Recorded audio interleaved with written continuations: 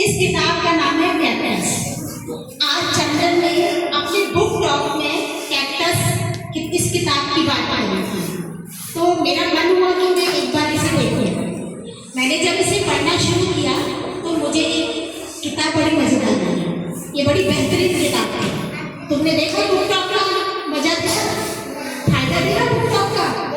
ये फायदा होता है बुक टॉक का कि जिस किताब पे हमारी नजर नहीं जाती है या हम सोचते क्या कैक्टस ही तो है, अरे कुछ नहीं इसके अंदर, नहीं पढ़ते ना। मैंने भी कई बार देखी साइकिल, लेकिन आज जब चंदन ने इसके बारे में बताया तो मैंने इसको पढ़ा। ये वास्तव में बड़ी मजेदार किताब है। तो आज मैं आपको एक कहानी को सुनाती हूँ और मैं आधी सुनाऊंगी। आधी कहानी आप अपनी कल्पना से और अनुमान से पूरी करेंगे, ठीक है?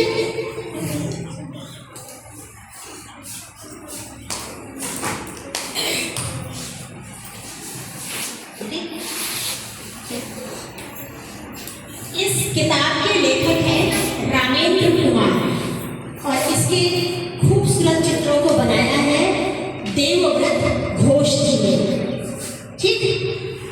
अगर आप अंदर देखोगे तो इस किताब में बड़े खूबसूरत चित्र बने हुए हैं। अभी चंदन ने भी आपको दिखाए थे और चंदन ने भी इसकी खूबसूरती की बात की थी। तो चलिए अब पढ़ते हैं।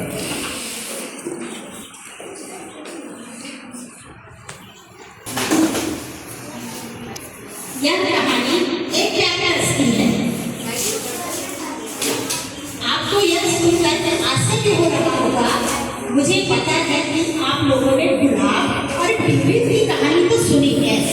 सुना है गुलाब और ट्यूलिप का नाम? फूलों का नाम सुना है? एक ट्यूलिप भी होता है, ठीक? परंतु कैक्टस की कहानी कभी नहीं। फिर भी मैं आपको एक कैक्टस की कहानी सुनाता हूँ जो रिमदिव नाम के एक छोटे से राज्य में सुंदर से बगीचे में उगा हुआ था। कैक्टस इसकी बात हो रही है, कैक्टस की बात हो रही है। जगह का नाम क्या है? रिमझिम।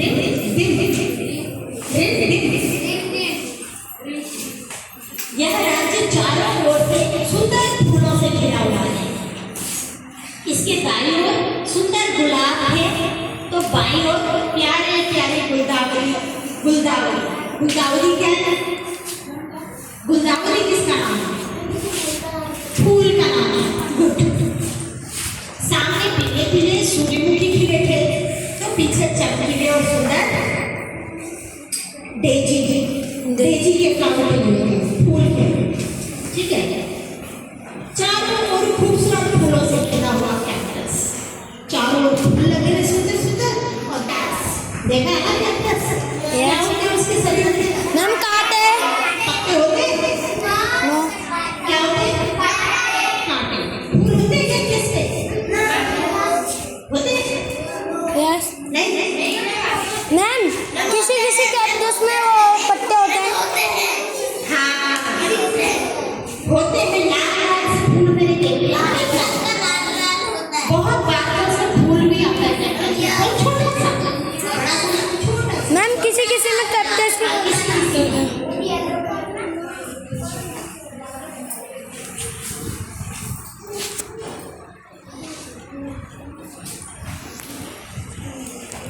अब उस बगीचे में चारों खूबसूरत फूल, बीच में लगा है कैक्टस, ठीक है?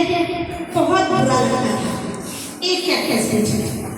इसके लंबे और गोल 3 तने थे जिसमें कांटे निकले हुए थे। तने गंदे से हरे रंग के थे। कैसे थे? गंदे से हरे रंग के थे, ठीक? काई हरा जैसे थे। कैक्टस वैसे ही बहुत बुरा दिखता था। उसके चारों ओर सुंदर फूलों से घिरा होने के कारण वो और भी ज्यादा खूबसूरत दिखाई दे रहा था। ऐसा होता है ना, जब खूबसूरत बच्चे बैठे हो उनके नीचे थोड़ा सा कम खूबसूरत बच्चा होगा, काला बच्चा होगा, वो सब उसको कहते हैं, अरे वो देखो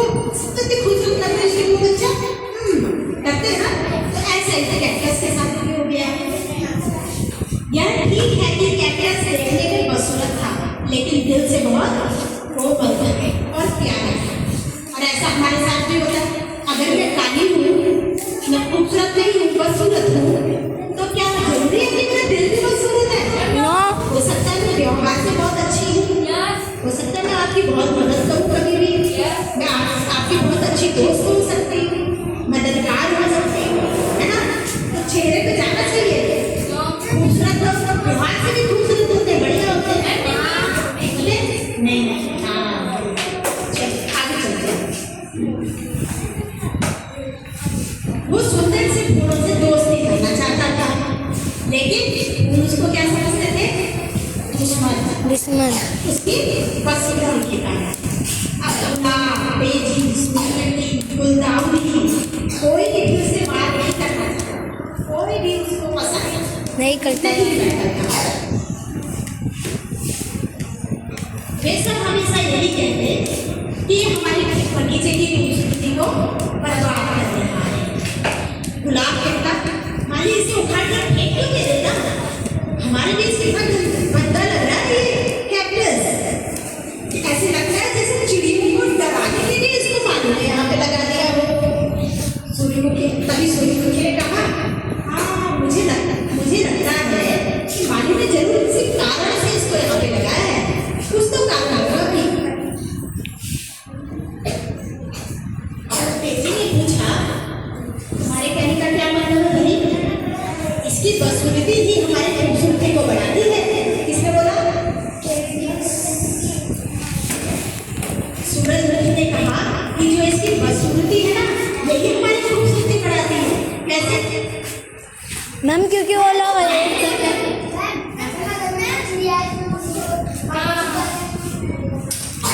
जब बहुत सारे खूबसूरत बच्चों के बीच में जब बहुत सारे खूबसूरत लोगों के बीच में जब खूबसूरत इंसान आ गया था।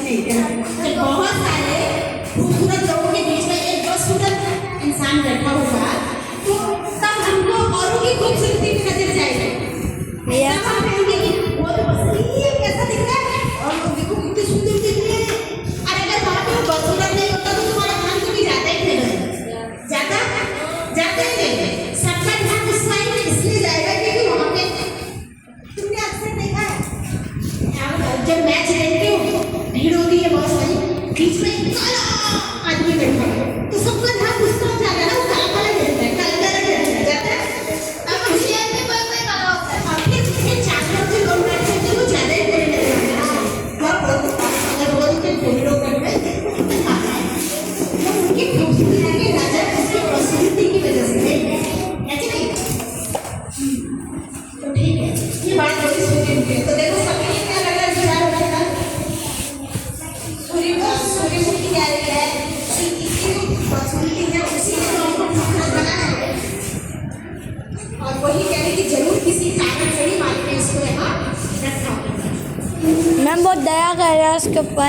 और अब गुलाब को अपनी खूबसूरती पर बड़ा घमंड है, तो कह रहा है हमें अपनी सुंदरता बढ़ाने के लिए किसी बदसूरत कैक्टस की जरूरत नहीं है, हमारी सुंदरता तो ऐसे ही दिख जाती है सबको।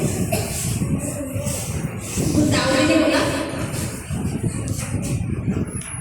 अगर तुम्हारे मुंह में कोई फोड़ा हुआ है तो क्या तुम खूबसूरत दिखोगे? कोई फोड़ा क्या किसी की खूबसूरती को बढ़ा देता है? ना ठीक ये कह रही है। कौन कह रहा है? गुलदाउदी कह रही है। वो गुलाब से सहमत है, कह रही हाँ अगर किसी के मुंह में फोड़ा हो रहा है तो क्या फोड़ा किसी की खूबसूरती को बढ़ाता है? बच दे रही है क्योंकि ये तो फोड़े के जैसा है हमारे कैक्टस उनकी बात सुन रहा था, बेचारे की आंखों में आंसू आ जाते हैं, वो दुखी होती है, इसकी आंखों में आंसू आ जाते हैं। अब एक बार क्या होता है कि उस जगह पर रंगीन राज्य में सूखा हो जाता है, कहीं पानी का नाम ऐसा नहीं, नदी तालाब कुएं सब सूख चुके।